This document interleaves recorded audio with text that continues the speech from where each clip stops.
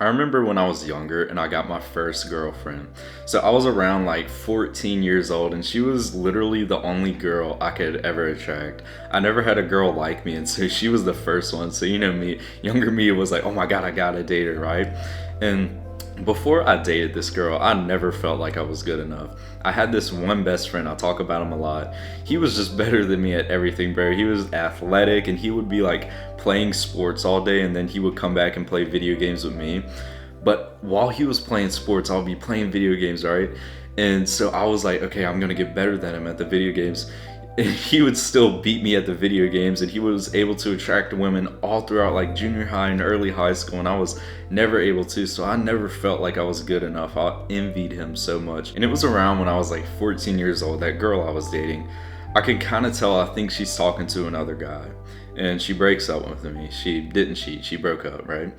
And any guys watching this would know, like, you can tell when a girl is talking to another guy, right? So after that, I just felt so bad. It like reinforced that idea in my brain that I wasn't good enough. Like, she left me for another guy. And on this channel, I'm not gonna be like a therapist and tell you to go in the mirror and say like affirmations like I'm strong, I am attractive, things like that. Imagine younger me, young skinny fat Carson, going in the mirror and saying that. That shit would not work, right? Like, oddly enough, it hurts to say, but I did deserve to feel like I was not enough. I was addicted to porn, like I was frying my dopamine. I was not doing any sports, and I would like binge eat junk food and play video games and sit on my ass all day. So I like became skinny fat every day. I would see myself get uglier, and I just felt so bad about it. Like, of course, if I was teleported into that kind of lifestyle, I would feel depressed. I would feel like shit. I would feel insecure. But let's not be pessimistic, right? Even when I was like skinny fat and I was like kind of depressed, I still felt very optimistic for the future, because it was around this time I started to get into the gym. My mom got me a gym membership, and I can just look at my future self and I was like, okay, future me is gonna have the muscle, he's gonna be attractive, all these things. And then later on, as I was into the gym, I would start dieting, then I would start learning about dopamine detox, I would start reading my Bible, becoming closer to God every day, and I would start meditating too. And as I would do these habits day in and day out, I saw myself get more attractive. I became able to actually attract women, and I was like getting closer to God. I felt my brain, my mental health improve so much. This is a concept that I like to call flipping the chart. So my younger self, he felt like hopeless. He never felt good enough because he was down here, right? And the weird thing is, I was down here and my life was just going downhill. Like, I looked at my future and it was going downhill.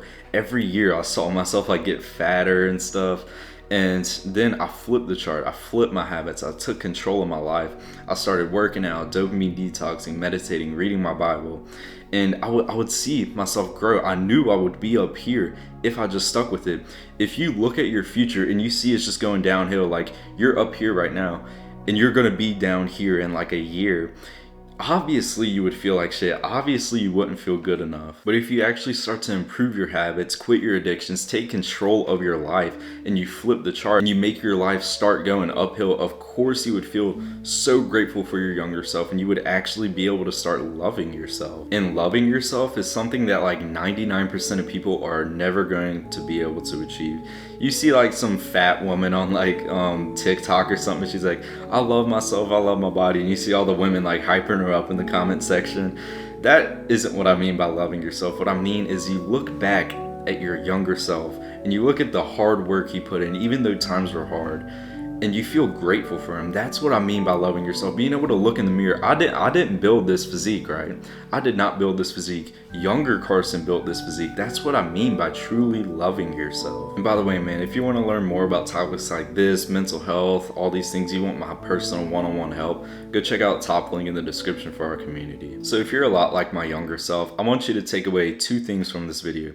The first thing is that, oddly enough, you kind of deserve to feel like this. Like, depression is basically your brain telling you that something doesn't feel right. Like, if I was teleported into younger Carson's life, I would feel depressed because, you know, life isn't right. I was frying my brain, I was frying my dopamine with like junk food, porn, video games, all these things. Bro, I didn't even feel motivated enough to shower. Like, I would play the video games and then I would procrastinate on taking a shower at night. I'll be sweating my ass off playing the video game. and I didn't even shower. That's how bad it was. And I was skinny fat, and I literally thought I was doomed to just be fat and ugly when I was older. But the second thing I want you to know is you cannot be pessimistic about this. You need to be more optimistic. Younger Carson didn't really have this knowledge that I'm teaching you in this video, that I teach you on my channel.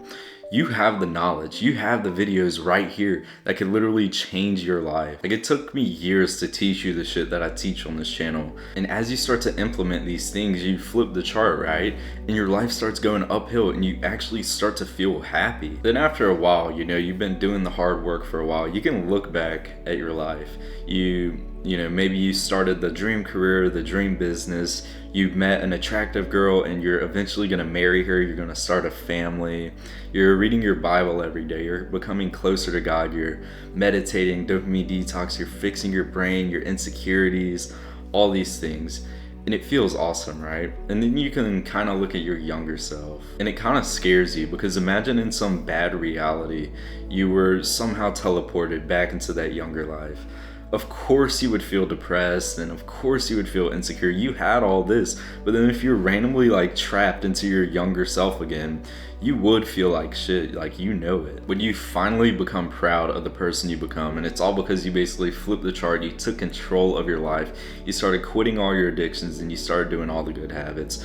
And when you've done all this hard work for years, honestly, bro, give yourself a pat on the back. Not many people can look at their younger self and feel grateful that he put in the hard work. So I really hope this video helped you. But like I said earlier, if you want my personal one-on-one help, go check out top link in the description for our community. Right now, if you join, there's like a little special with one-on-one coaching. So go check it out, and I'll see you in the next one. Peace.